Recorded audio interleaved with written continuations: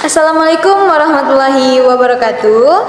Perkenalkan, nama saya Suci Kurnia Haryani, NIM 22631070. Dalam video ini saya akan menjelaskan tentang akad mudharabah muqayyadah beserta permasalahan dan penyelesaiannya sampai dengan mediasi.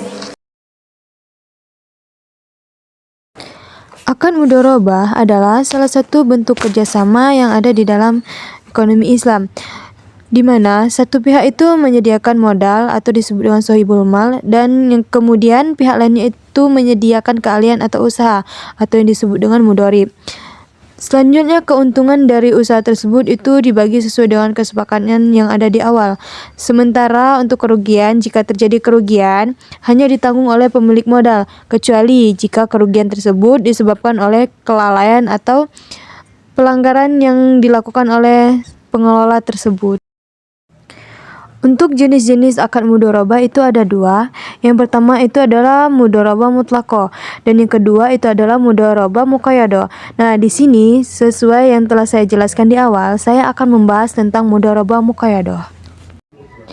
Jadi, mudharabah muqayyadah adalah pemodal yang memberikan batasan tertentu kepada pengelola dalam menggunakan modal seperti jenis usaha, lokasi, atau mitra bisnis tertentu.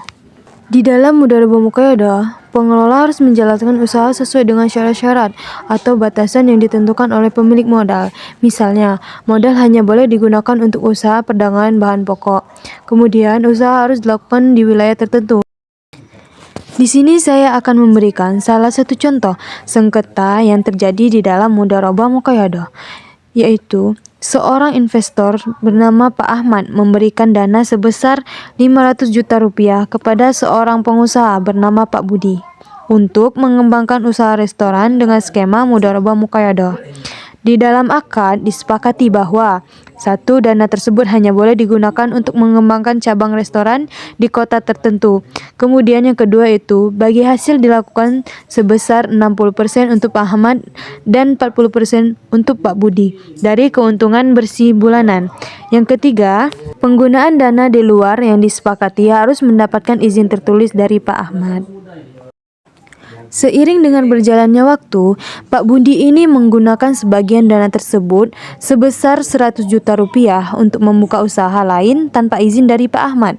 Usaha restoran berjalan dengan baik, tetapi hasil bagi tidak sesuai dengan harapan karena keuntungan bersih dilaporkan lebih rendah dari yang sebenarnya. Pak Ahmad mencurigai adanya penyalahgunaan dana dan mengajukan keberatannya. Selanjutnya, Pak Ahmad melakukan penyelesaian sengketa. Dalam identifikasi, terjadi penyalahgunaan dana sebesar 100 juta rupiah di luar kesepakatan akad. Kemudian, adanya dugaan manipulasi laporan keuangan yang merugikan investor. Nah, kemudian Pak Ahmad dan Pak Budi ini melakukan diskusi langsung untuk menyelesaikan permasalahan.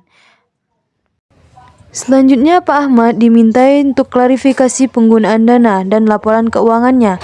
Kemudian, Pak Budi mengakui penggunaan dana untuk usaha lain, tetapi beralasan bahwa itu adalah untuk membantu arus kas. Hingga akhirnya, diskusi ini tidak menemukan solusi yang memuaskan.